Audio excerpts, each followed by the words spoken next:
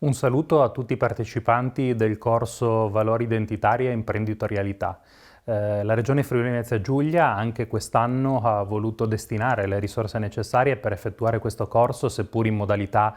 completamente diverse rispetto a quelle a cui ci eravamo abituati. Sostiene questa iniziativa, come sostiene tante altre iniziative svolte dalle nostre associazioni che si occupano di corregionali all'estero. Corregionali che dalle ultime stime a nostra disposizione ammontano circa allo stesso numero di abitanti del Friuli Venezia Giulia, quindi abbiamo tanti friulani e giuliani sparsi in giro per il mondo, tanti quanti ne abbiamo all'interno dei confini regionali. E questa è la motivazione principale che ci spinge ad avere un debito di riconoscenza e di legame con quelle tante persone che spesso, andando in giro per il mondo, hanno portato alto il nome del Friuli Venezia Giulia. Ma di più, noi crediamo che quella dell'emigrato, del figlio di emigrati in ogni parte del mondo sia anche una grossa potenzialità per il Friuli Venezia Giulia, perché quelle persone rappresentano dei veri e propri ambasciatori del Friuli Venezia Giulia.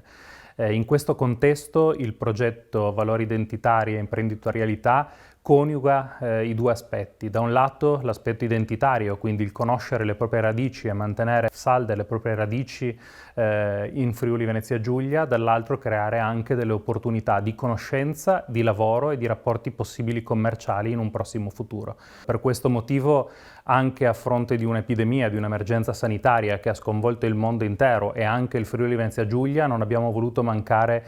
i finanziamenti a questa iniziativa, come tutte le altre iniziative che coinvolgono le associazioni di corregionali all'estero, e sicuramente l'impegno non mancherà anche per gli anni futuri, con l'auspicio che la prossima edizione potrà svolgersi in presenza e che potremo tutti quanti accogliere i nostri ragazzi, i figli della nostra terra sul nostro territorio.